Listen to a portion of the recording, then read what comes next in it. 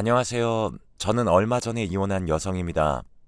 지금은 편의점을 운영하면서 손님 없을 때마다 늘 사연을 들으며 시간을 보내곤 했었는데요. 늘 다른 사람들의 이야기라고만 생각하며 즐겨 듣던 사연이 직접 제가 경험한 일이 되어버리니까 한동안은 좀 멍하게 되더라고요. 근데 제 사연도 같이 적으면서 여러분들의 위로도 받고 싶고 공감도 얻고 싶어서 그렇게 적어보게 되었습니다. 저는 결혼은 때에 맞게 너무 이르지도 늦지도 않게 적당한 시기에 했어요. 대학교를 졸업하고 나서 딱히 취업의 뜻이 없었던 저는 부모님과 상의 후에 부모님 명의로 되어 있는 건물 1층을 얻어서 편의점을 운영하고 있었죠.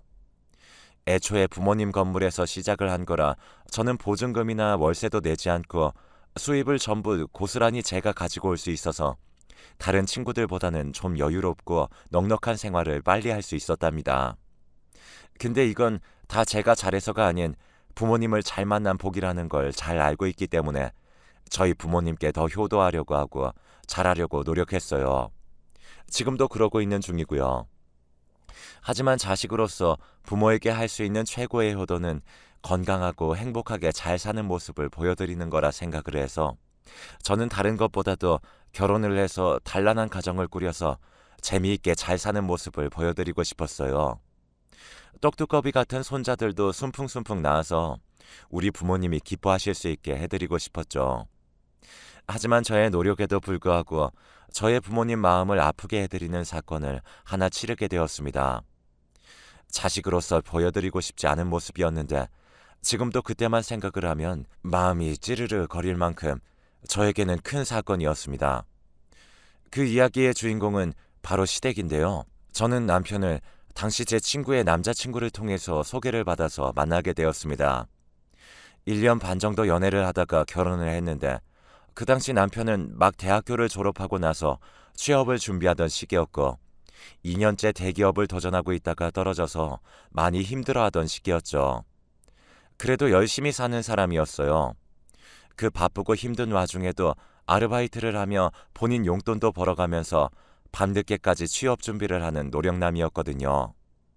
저는 그 성실함과 노력하는 모습에 반해서 현실이 안정적이지 않은 사람인데도 불구하고 만나왔던 거였습니다. 그러다 결국 그는 저와 연애를 하던 도중 취업에 성공하게 되었고 그 뒤로 저희는 곧바로 결혼을 하게 되었어요. 늘 남편은 저에게 취업만 하면 바로 결혼하자는 소리를 달고 살았기 때문에 저희 둘에게 결혼은 당연한 수순이었죠. 결혼 과정에서 딱 하나 걸리는 부분은 시댁의 형편이었습니다. 솔직히 말해서 저희 집은 부모님 명의로 된 건물이 몇 채가 있는 좀 사는 집안이었거든요. 그래서 돈에 있어서 부족한 게 별로 없었어요. 하지만 남편 쪽은 아니었습니다. 남편이 대기업에 목숨 걸고 달려들었던 것도 다 이유가 있었을 만큼 시댁은 좀 형편이 어려웠죠. 시아버지는 원래 가구 공장에 다니시면서 일을 하셨는데 기계에 다리가 끼게 되는 사고로 장애 판정을 받은 이후로는 일을 하실 수가 없었어요. 그래서 시어머니가 식당을 운영하면서 겨우 먹고 사는 집안이었습니다. 하지만 장사도 잘 안 돼서 시어머니는 몇 번이나 가게 업종을 바꿀 만큼 장사 수완이 좋지 않아서 늘 쪼들리며 살고 계셨습니다. 그래서 남편은 그 가난이 싫어서 대기업으로 들어가 빨리 돈 벌고 여유롭게 살고 싶은 마음이 컸다고 했어요. 그러니 목숨 걸고 악착같이 준비해 결국 대기업으로 들어가게 된 거죠. 물론 남편이 잘 된 건 정말 다행이었지만 어쨌든 결혼을 하기에는 양가의 재력 수준이 좀 달라서 조금 삐끗거리는 부분이 나타났습니다. 바로 집 문제와 혼수 문제 때문이었는데요. 그 문제를 저희도 생각하지 않은 건 아니었는데 그게 상견례 자리에서부터 터질 줄은 아무도 예상하지 못했어요. 결혼 준비를 하기 전 상견례를 갖는 자리에서 양가 부모님끼리 약간의 신경전이 오고 가는 사건이 하나 있었거든요. 양가가 처음 만나는 자리는 누구나 그렇듯 떨리는 순간이었어요. 무엇보다 이제 우리가 결혼 준비를 어떻게 해나갈지 같이 상의하는 자리이기도 했기 때문에 저와 남편은 엄청나게 긴장을 한 상황에서 양가 부모님을 맞이했습니다. 초반에는 순조롭게 대화가 이어지고 분위기가 괜찮게 흘러갔어요. 근데 결혼 날짜를 잡고 집과 혼수 이야기가 나오는데 그때부터 신경전이 시작되고 말았죠. 신경전의 시작은 저희 시어머니로부터였어요. 저 사돈, 제가 초면이고 상견례 자리에서 드리기는 좀 어렵긴 한데 그래도 말씀을 드려야 할 것 같아서 신뢰를 무릅쓰고 말씀드리는 겁니다. 네, 말씀하세요, 사돈. 그게 말입니다. 우리 좀 집 사정이 좋지가 않아요. 보시다시피 우리 남편도 지금 이런 상태고 해서 우리 쪽에서 집이고 결혼식 비용이고 할 수 있는 부분이 없을 것 같아서요. 어렵겠지만 사돈 쪽이 잘 사시니 힘 좀 써주시면 안 될까요? 시어머니는 저희 부모님을 보자마자 결혼을 위해서 해줄 수 있는 게 아무것도 없다고 하셨어요. 단돈 얼마라도 해보겠다고 말씀하시는 게 아니라 다짜고짜 우리는 없으니 너네가 좀 알아서 해줘라 하는 식의 말에 저와 저희 부모님은 좀 황당하긴 했습니다. 하지만 저희 부모님은 건물 몇 채를 그냥 가지고 있으신 게 아니에요. 아빠는 건축회사를 운영하시면서 사업가 기지를 다분히 크게 가지고 있으셨고요. 저희 엄마도 그 옆에서 내조하면서 쌓은 내공이 높았기 때문에 그 자리에서 그냥 받아주지 않으셨답니다. 네, 사부인 형편이 어려울 수는 있죠. 그거 이해 못하는 건 아닌데 그래도 명색이 저희도 딸을 결혼시키는 입장에서 딸이 대접받지 못하고 가는 시집은 반갑지가 않네요.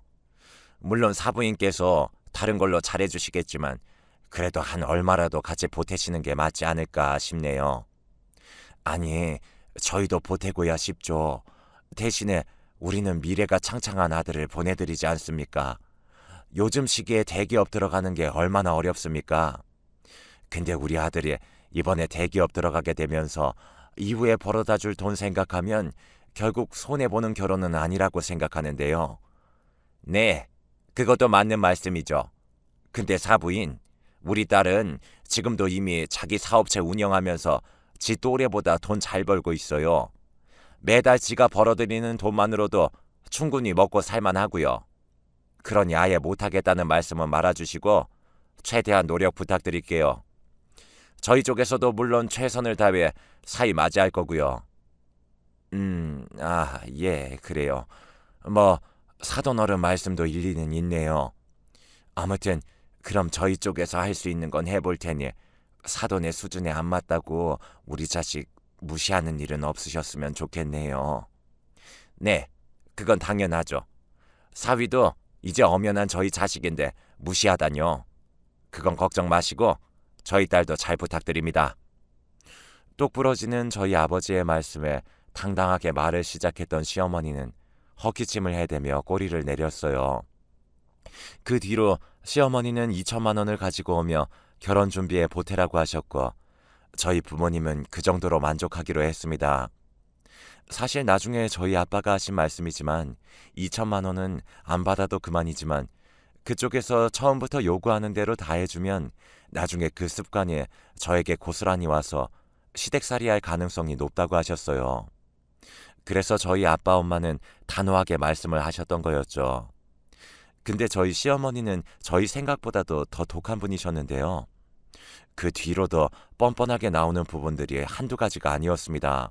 시댁에서 2천만 원을 주고 난 뒤에 저희 부모님은 그래도 외동딸인 제가 좋은 곳에서 잘 살았으면 좋겠다고 말씀을 하시면서 좋은 아파트를 하나 해주셨어요.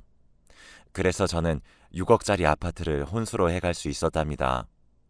처음에 시댁 쪽에서는 이 사실을 알고는 굉장히 감개무량하며 아주 좋은 며느리가 들어왔다며 한참을 아부를 하더라고요.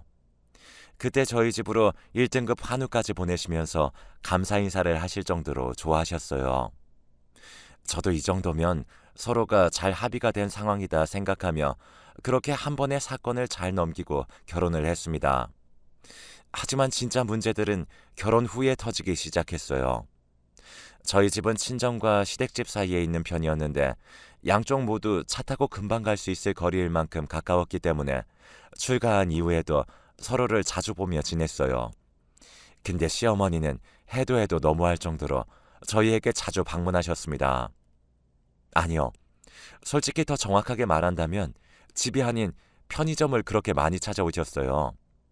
그리고 찾아오는 걸로 끝이 아니라 진짜 뻔뻔한 짓들을 많이 하셨죠. 저희 편의점에서 파는 간식이나 물건들을 계산도 하지 않고 잔뜩 가지고 가셨어요. 명목은 다른 거 없었어요. 우리 며느리가 하는 가게이니 돈 안 내고 물건을 가져가도 문제 없다는 생각을 하신 것 같았습니다. 처음에는 과자 몇 봉지부터 시작해서 음료수, 화장지, 칫솔 등등 필요한 물건들을 가져가기 시작했고, 손님들 준다면서 껌이라든지 이것저것을 가져가셨어요. 저는 진짜 어이가 없었지만 처음에는 그냥 드렸어요. 시부모님인데 돈 받기도 좀 그렇잖아요.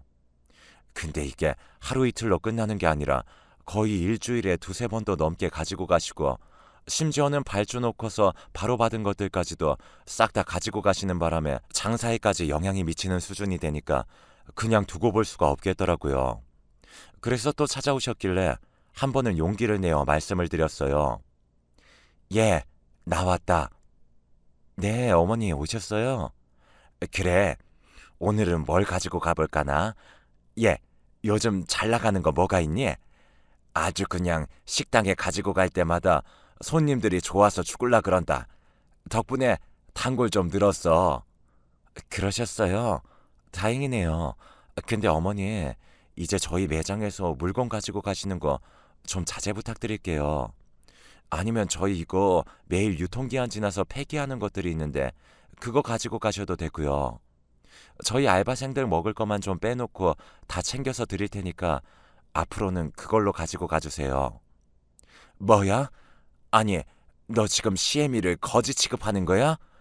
나보고 지금 못 먹는 거 다 가지고 가서 처리하라고 하는 거야, 뭐야? 왜? 이가 몇 분짜리 주는 게 그렇게 아깝던? 아까운 게 아니라 어머니, 저도 엄연히 그것들 판매하면서 가게 운영하는 건데 어머니께서 손님들이 사갈 것까지 다 가지고 가시니까 저희도 가게 운영이 어려워서 그래요. 아니, 그럼 더 주문하면 되지. 물건이야 더 떼면 그만인걸. 너는 지금 그게 아까워서 나한테 버린 음식이나 가져다가 처먹으라는 거 아니야. 그런 게 아니라요. 저도 손해보는 장사는 할 수 없어서 드리는 말씀이에요. 그리고 인기 있는 제품들은 본사에서도 몇 개 안 보내주는데 그런 것까지 어머님이 다 가지고 가시잖아요. 그러니까 앞으로는 진열되어 있는 제품들은 그만 가지고 가주세요.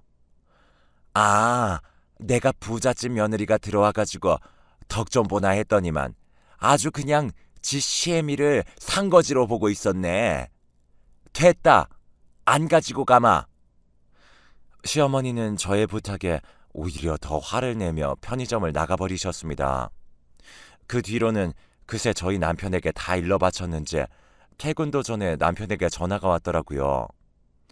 여보, 혹시 엄마한테 편의점 물건들 그만 가지고 가시라고 했어? 벌써 당신 귀에 들어갔어? 빠르기도 하네. 그렇게 말씀드렸어. 솔직히 그동안 너무 하셨지 않아? 그걸로 나도 벌어서 먹고 사는 건데 어머니 때문에 손해본 게 이만저만이 아니라고. 아니 그래도 그렇지.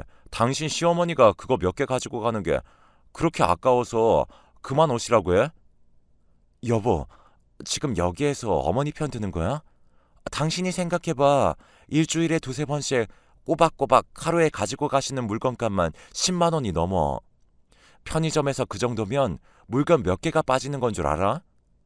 아침에라도 오셔서 어머님이 물건 다 빼가시는 날엔 그때부터 손님들이 와서 먹을 거 없다고 그냥 나가는 경우가 태반이야. 그런데도 가만히 있으라고? 물론 편의점도 그러면 힘들겠지. 그럼 당신이 미리 좀 덜 팔리는 거 빼서 드리던가 하지. 참, 덜 팔리고 잘 팔리고가 어딨어. 원래부터가 다 팔아야 하는 물건들인데. 당신은 진짜 누구 편이야? 미안해. 알았어. 뭐 그렇다고 나한테까지 성질을 부려. 중간에서 난처한 건 나란 말이야. 일단 알았어. 퇴근해서 봐. 저는 시어머니 편을 드는 남편에게 대답도 하지 않은 채 끊어버렸어요. 남편도 중간에서 난처하겠죠. 하지만 이건 누가 봐도 제가 억울한 상황이었습니다. 그 뒤로 집에 가서도 남편은 시어머니에게 다시 말씀을 잘 드려보라고 했지만 저는 싫다고 했어요. 이건 제 편의점 수익에 큰 영향을 주는 부분이었기 때문에 타협할 이유가 없었거든요. 그 뒤로도 남편은 저에게 서운했는지 한동안 저희 부부도 서먹하게 지냈어요. 그게 뭐라고 이렇게 부부 사이에 냉전까지 해야 하는 건지 저는 정말 이해가 안 되더라고요. 당연히 남편은 제 편을 들어줘야 하는 거 아닌가요?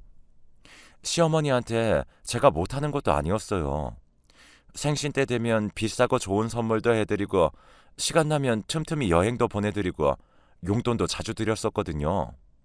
그 뒤로 시어머니도 저에게 서운해하셔서 한동안 찾아오지 않으셨어요. 그런데 그래도 제가 또 며느리다 보니 언제까지고 시어머니가 삐쳐있는 상황대로 둘 수는 없잖아요. 그래서 먼저 풀기 위해 저번에 시어머니와 같이 백화점으로 쇼핑 갔을 때 예쁘다고 하셨던 가디건이 하나 있어서 예쁘게 포장까지 해서 사들고 갔습니다. 시어머니는 처음에는 탐탁치 않아 했지만 제가 곧바로 손에 선물을 쥐어드리니 언제 삐쳐 있었냐는 듯 다시 살갑게 말씀을 하시던 거 있죠? 지금 생각해봐도 어이가 없네요. 그만큼 저희 어머니는 욕심이 대단한 분이셨어요. 아이고, 내가 부자 며느리 본 덕분에 이런 명품 스카프도 받아보고 말이야. 성공했다, 성공했어. 아휴, 색깔 고운 것 좀 봐라. 며느라, 나중에는 좋은 명품 백도 부탁한다. 아, 네, 어머니. 나중에 돈 더 많이 벌면 명품 가방도 꼭 사다 드릴게요. 그래, 그래. 예쁜 내 며느리. 스카프 하나에 버르장머리 없는 못된 며느리에서 예쁜 내 며느리로 바뀐 저의 위치가 참 우습기도 했지만 어쨌든 그날은 서운한 건 다 풀어진 것 같아 다행이라고 생각을 했습니다. 하지만 저희 시어머니 욕심은 거기에서 끝이 아니었어요. 나중에는 더 황당한 소리로 저를 열받게 하더군요. 시어머니는 그 뒤로 편의점에 다시 오시기는 하셨지만 예전만큼 물건들을 막 가지고 가진 않으셨어요. 폐기된 물건들을 주로 가지고 가시고 몇 가지만 본인이 먹고 싶은 것들을 가져가시는 수준에서 그쳤지만 저는 그것만으로도 장족의 발전이라 생각하며 그냥 지내고 있었습니다. 그렇게 나름 평화롭게 잘 지내고 있던 중에 시어머니가 이번에는 우리 부부가 다 있을 때 저희 집으로 찾아오셨어요. 집으로 찾아오신 건 오랜만이었기 때문에 저는 이것저것 음식을 잘 차려서 대접을 했습니다. 근데 식탁 위에서 어머니의 이야기를 듣는 순간 식탁 위에 있는 음식들을 다 엎어버리고 싶은 일이 생기고 말았어요. 얘 있잖니, 며느라. 나도 너처럼 편의점을 하나 해보면 어떨까 싶어. 아니, 내가 너 하는 거 보니까 편의점 운영에 그렇게 어려운 것 같지 않아서 말이야. 지금 식당이 몇 달째 적자가 나서 아주 힘들어 죽겠다. 이참에 다시 편의점으로 개업해서 새 출발 해볼까 해. 그래요? 어머니, 근데 이것도 초기 비용이 만만치가 않아요. 저야 아빠 건물로 들어간 거라 비용이 그렇게 많이 들진 않았지만 본사에 지불해야 하는 것도 크고 공사 비용부터가 만만치 않으실 거예요. 그래서 좀 알아봤는데 역시 우리 식당만 처분하기에는 역부족이겠더라고. 내가 얼추 보니 우리 집을 팔면 금액이 좀 맞을 것 같아서 원래는 너네 결혼할 때 내가 무리해서 대출만 안 받았어도 더 자금을 땡길 수 있었는데 너네 결혼시키느라 내가 힘들었잖니. 시어머니는 거기에서 결혼식 때 2천만 원을 해준 것으로 호들갑을 떨며 말씀을 하시더군요. 근데 그 뒤에 이어지는 시어머니의 말과 거기에 답변하는 남편의 말이 더 가관이었어요. 그래서 말인데 우리 집 처분하고 그 돈 보태서 편의점 낸 다음에 나랑 네 시아버지는 이 집으로 들어와서 합가하려고 한다. 어떠냐? 그래. 그럼 당연히 우리 집으로 모셔야지. 엄마, 걱정 말고 들어와요. 방도 남는데 뭐. 좋네. 나도 엄마 아빠랑 살고. 어머, 정말 그래도 돼? 저와 어떠한 상의도 없이 갑작스럽게 시모에게 집으로 들어오라는 남편의 말을 듣고 저는 입에 있던 음식들을 그대로 다 내뿜을 뻔했습니다. 게다가 거기에 좋아가지고 맞장구를 치는 시어머니를 보니 기가 차더라고요. 그래서 저는 빨리 수습을 하기 위해 말을 꺼냈습니다. 저 어머니, 합가는 합가는 좀 무리일 것 같아요. 이가 지금 어머님을 어떻게든 도와드리고 싶어서 급하게 대답을 한 것 같은데 일단 저희 집이 그만큼 집이 넓지가 않잖아요. 작은 방 하나 있는 것도 좁아서 생활하는데 많이 불편하실 거예요. 게다가 어머니 편의점 하시는 것도 생각을 잘 하셔야 돼요. 제가 그냥 운영하는 것 같아 보여도 편의점이 신경 쓸 게 한두 가지가 아니거든요. 이거 물건 관리 제대로 못하면 바로 벌금 물고 자칫하면 운영 정지 먹고서 편의점 문 닫을 수도 있어요. 저는 거의 나불나불 속사포로 말을 뱉어냈어요. 진짜 숨도 안 쉬고 말이에요. 그랬더니 저희 어머님은 또 거기에서 열을 내시더라고요. 야, 이게 또 나를 무시하네? 너도 하는 걸 내가 못할 거라고 생각하는 거야, 지금? 편의점 운영이 뭔데? 그게 도대체 뭐라고 훈수를 둬? 그리고 지금 우리가 여기 들어오는 게 못마땅한 거야? 아, 어머니, 왜 또 말씀을 그렇게 하세요? 어머님께 훈수 두는 게 아니라 현실적으로 조언해 드리는 거고요. 저희 집으로 들어오시면 불편한 게 당연한 거잖아요. 저도 아무런 마음의 준비도 없이 시부모님 오시는 거 솔직히 불편하고요. 저는 이번에도 다짜고짜 화를 내는 시어머니에게 제 속마음을 그대로 전달해 버렸어요. 솔직히 시부모님하고 같이 사는 게 불편한 건 사실이었거든요. 근데 진짜 어이가 없는 건 여기에서도 제 편을 들어야 할 남편 놈이 이번에도 시어머니 편을 들었다는 겁니다. 이 여자가? 야, 이 건방진 게 어른한테 기어오르네? 너 자꾸 시어머니한테 말본세 그따위로 할래? 시어머니가 새 출발하고 싶다고 어렵게 말씀하시는데 거기 도와드리지는 못할 망정 우리 부모님 모시는 게 불편해? 이 남편 놈은 심지어 욕까지 섞어가며 시어머니가 있는 앞에서 저에게 면박을 주더군요. 거기에서는 저도 더 참을 이유가 없었습니다. 저희 어머니는 남편의 언행을 보고 나무라는 것이 아니라 오히려 꽃이라는 표정으로 저를 보고 계시더군요. 거기에서 저는 더 화가 나 일부러 더 시어머니 앞에서 같이 욕을 해버렸습니다. 이 거지 같은 놈이 어디다 대고 욕이야? 그럼 너는 우리 부모님 모실 수 있어? 지는 우리 친정집에 찾아가는 것도 싫어하면서 그리고 너는 우리 부모님 도와줘 봤어? 까놓고 말해서 너 따위가 우리 부모님 도울 것도 없겠지만 하다못해 너 우리 부모님 생신이나 기념일에 뭐 제대로 챙겨보기나 했어? 맨날 지네 부모님 생신에는 좋은 거 못 해드려서 안달이면서 우리 부모님 생신 때는 인터넷에서 파는 싸구려나 사다가 바치지 않아? 그것도 내가 겨우 말리면 그제서야 내 카드로 선물 사내는 주제에 더 말해볼까? 돈 벌어도 내가 더 많이 벌어오고 생활비를 보태도 내가 더 많이 보태는데 네가 뭔데? 니네 엄마 도와주라 말아야. 남편은 속사포 같은 저의 말에 적잖이 열이 받았는지 뒷목을 잡고 쓰러지는 신용을 해댔습니다. 가짠더라고요. 그 옆에서 시어머니는 제 이야기를 들으면서 얼굴이 붉어지면서 엄청 열을 받아 하는 게 보였죠.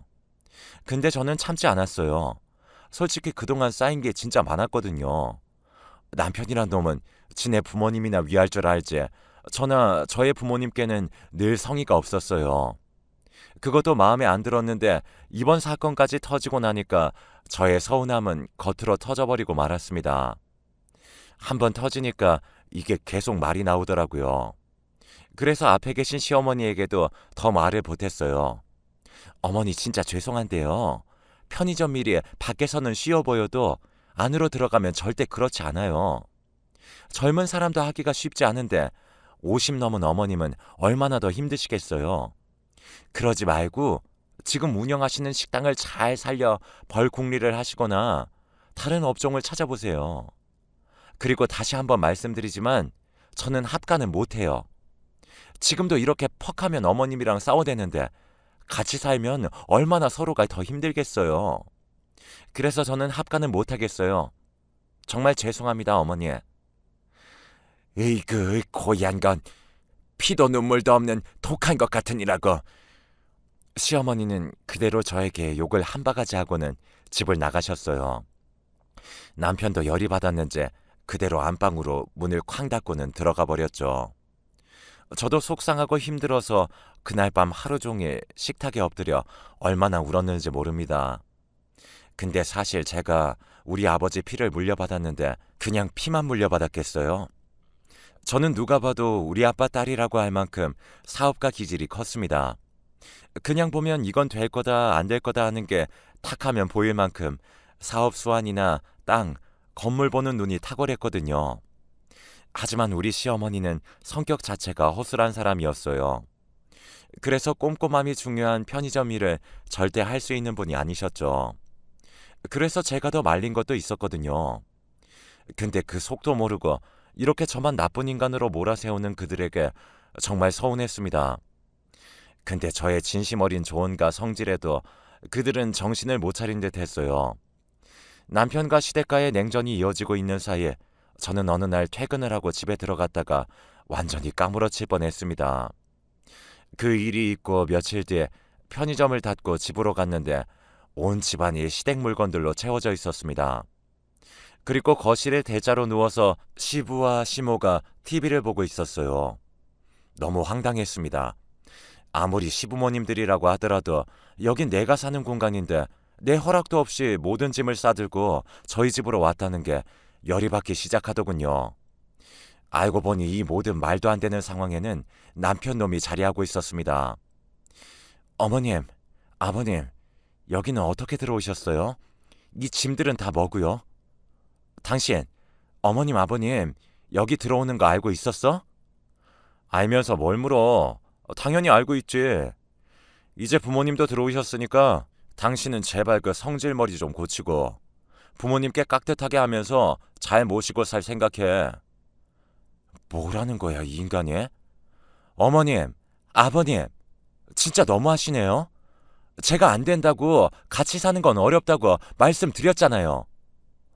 저는 시어머니와 옆에서 아무것도 모르는 척 앉아 계시는 시아버지에게 화를 냈어요. 그랬더니 우리 시어머니는 아무런 죄책감도 없이 또 생각 없이 말을 하시던 거 있죠? 이 고얀 거사, 야, 내가 내 아들 집에 들어온 건데 왜 네가 안 된다고 난리야? 이미 우리 집 내놨으니까 너도 포기하고 그냥 살아. 아주 그냥 저 고얀 성질머리는 누구한테 배운 건지. 저는 막무가내로 억지를 부리는 어머니를 보며 더 이상은 이들은 말이 안 통한다는 걸 알게 되었습니다. 그래서 그 길로 어떻게든 이 말도 안 되는 상황을 모면하기 위해 제 나름대로 머리를 굴리기 시작했어요. 그리고 이에는 이, 눈에는 눈이라는 마음을 갖고 저도 똑같이 시댁 식구들에게 참교육을 해주기로 했습니다. 그래서 저는 그들에게 마지못해 받아들이는 척 며칠 동안 연기를 했고 며칠 뒤에 곧바로 작전을 펼치기로 했습니다. 사건 당일 저녁 때가 됐을 무렵 남편과 시부모님들에게 말을 꺼냈어요. 여보, 오늘은 내가 몸이 좀 안 좋아서 어머님 아버님 밥 차려드리기가 좀 어렵네. 몸이 안 좋다고 하니 엄마가 죽 사들고 온다고 하고 우리 엄마 오랜만에 오시는데 당신은 그렇다 쳐도 어머님 아버님 마주치기 좀 그렇잖아. 그러니 오늘은 당신이 모시고 식사도 대접해드리고 바람 좀 쐬고 와. 어머님 아버님 죄송하지만 일이랑 나가셔서 오늘은 맛있는 걸로 외식하고 들어오세요. 비싼 거 드셔도 되니까 오늘은 평소에 드시고 싶으셨던 걸로 마음껏 회포 풀고 오세요. 어머, 네가 웬일이니? 이제야 정신 좀 차려지나 보다. 그래, 알았다. 당신 진짜 우리끼리 나가도 괜찮겠어? 아무튼 당신이 그러라니까 이따가 장모님 가시면 전화해. 그때 들어갈 거니까. 시부모님과 남편은 신이 난 채로 그대로 나갔습니다. 그리고 저는 그들이 나가자마자 다시는 이 집에 발을 들이지 못하도록 제가 계획한 모든 일들을 하나둘 처리해 나갔어요. 저는 그들이 차를 타고 동네를 떠나자마자 곧바로 미리 예약해둔 이삿짐 업체를 불렀습니다.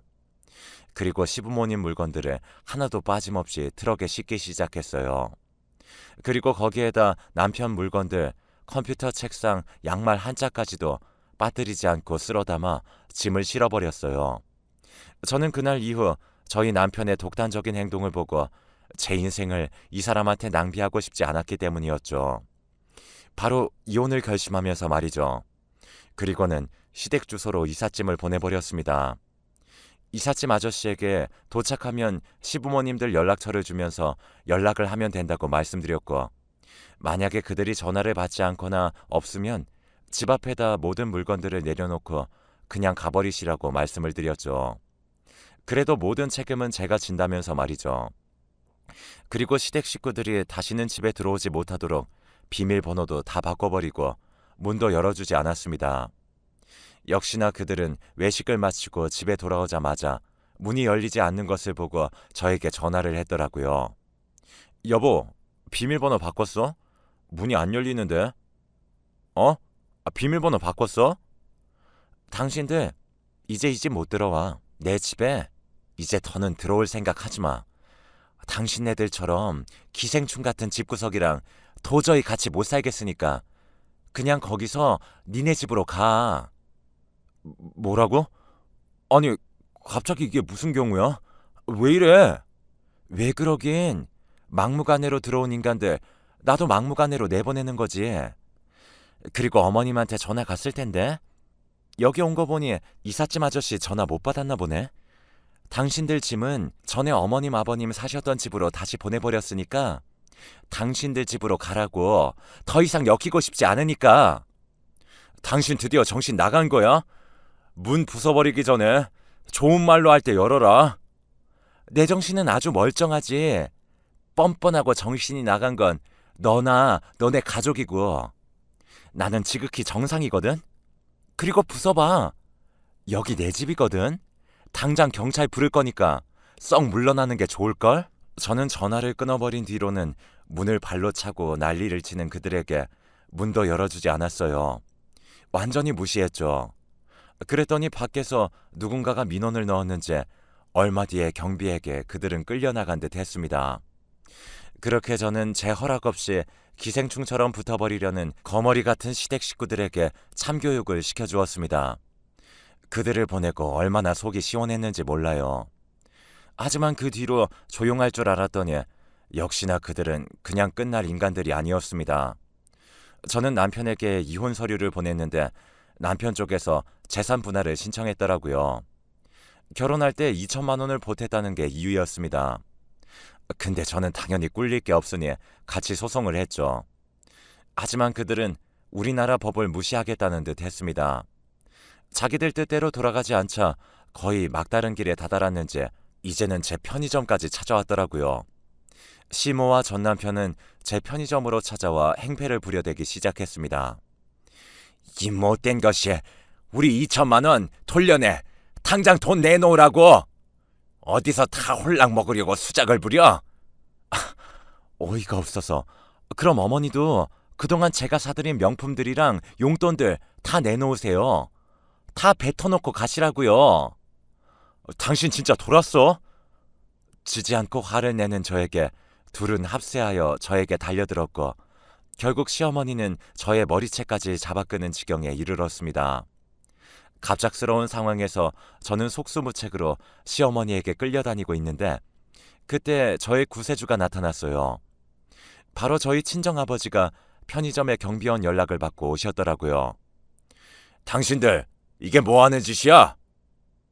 저희 아빠는 제가 머리채가 잡혀 끌려다니는 상황을 보자마자 그들에게 호통을 쳤고 놀란 시어머니와 남편은 잠깐 움찔하더니 자존심 때문에 그만할 수는 없었는지 그 뒤로는 저희 편의점 물건들을 죄다 던지기 시작했습니다. 하지만 그걸 보고 가만히 있을 저희 아빠도 아니었죠. 아빠는 그들을 지켜보더니 이내 어딘가로 전화를 하셨어요. 조금 뒤에 5분도 안 돼서 누군가가 들이닥쳤고 그 정체는 바로 경찰이었습니다. 경찰들은 곧바로 행패를 부리고 있는 그 둘을 잡아 끌었어요. 그리고 저희 아버지가 거기에다 대고 호통을 다시 한번 치셨죠. 당장 여기서 나가 이것들아. 다시 한 번만 내 딸한테 찾아오면 죽을 줄 알아. 가만 안 둬 내가. 이거 나 놓으라고. 그들은 그렇게 경찰들에게 질질 끌려가며 가차는 모습으로 가게에서 쫓겨나게 되었고 아버지의 험악한 소리에 두 번 다시 찾아오지 못했습니다. 그리고 저는 저를 폭행한 것과 저희 편의점을 쑥대밭으로 만들어 놓은 모든 증거들을 찍고 경찰에 정식으로 고소해버렸어요. 이 사건 때문에 저는 확실하게 이혼을 좀 더 빨리 끝낼 수 있었고, 그들은 제게 거의 한 푼도 받지 못하고 이혼을 당하게 됐고, 저를 폭행한 죄로 벌금까지 물게 되었습니다. 바보 같은 인간들이었죠. 얼마나 속이 시원하던지. 그렇게 제 결혼 생활은 마무리가 되었습니다. 한번 이혼을 겪고 나니 시원하긴 하지만 씁쓸한 경험은 두 번 다시 하고 싶지가 않네요. 지긋지긋한 그들도 다시는 보고 싶지 않고요. 한 번은 그 시어머니라는 사람이 낯짝 두껍게 또 제 편의점에 찾아왔더군요. 하지만 제게 욕을 하고 난동을 피웠던 시어머니 모습이 아닌 아주 온순하고 착한 사람으로 다가왔어요. 그 모습을 보니 의아하더군요. 하지만 제게 왜 그러는지 곧장 알 수 있었답니다. 얘 며느리야, 내가 미안하다. 잘못했어. 내가 나이를 어디로 먹은 건지 욕심이 과했다. 우리 아들 좀 살려줄 수 없겠니? 살려주다뇨? 이미 그쪽 아들이랑 이혼했는데 제가 왜 살려요? 그 말 하실 거면 어서 나가세요. 지금 너랑 이혼하고 나서 회사도 안 나가고 아주 페인으로 살고 있다. 나랑 얘기도 안 하려고 그래. 이혼한 게 모두 나 때문이라며 매일을 술 먹고 집에서 물건을 부수고 이제 나한테 욕까지 한다. 내가 못 살겠다고. 사는 게 너무 힘들어. 지금 우리 아들 잡아줄 사람은 너뿐이야. 그러니 마음 좀 돌려주면 안 되겠니? 왜요? 이제 저한테 했던 행동들에 당신 아들은 후회가 되나 보죠? 그러니 있을 때 잘해야죠. 이미 기차 떠났는데 후회하면 뭐해요? 당장 나가세요. 얘야, 제발. 아니, 진짜 사람 말귀 못 알아듣네. 당장 여기서 나가시라고요. 이렇게 말하고는 저는 반강제적으로 가게에서 쫓아내버렸습니다. 비굴하게 제게 고개를 조아린 모습을 보고 참 인생이라는 게 어떻게 될지 모른다는 말이 실감이 났습니다. 그 집 며느리로 들어가 최대한 도와주며 잘 살아보려 했지만 욕심이 지나친 그들을 보면서 다시 한번 인생에 대해 생각하게 되는 계기가 되었네요. 그래서 저는 오히려 지금 상황에 감사하며 비온 뒤에 땅이 굳는 경험이었다 생각하면서 씩씩하게 지내고 있습니다. 비록 이혼녀 꼬리표를 달고 살고 있지만 그들 그림자에서 벗어나니 마음을 편하게 지낼 수 있어서 얼마나 좋은지 몰라요. 그래서 지금은 계속 편의점을 운영하며 되도록 알차게 인생을 살아보려고 노력하고 있답니다. 제 사연은 여기까지입니다. 이걸 보시는 여러분들에게도 때로는 인생에서 비가 오고 눈이 내리고 쎄디 센 강풍이 불 때가 있을 텐데요. 그래도 그 뒤에 찾아오는 시원함과 멋진 설경, 정화된 공기를 만끽할 수 있는 인생이 되시길 응원할게요. 제 사연 들어주셔서 감사합니다.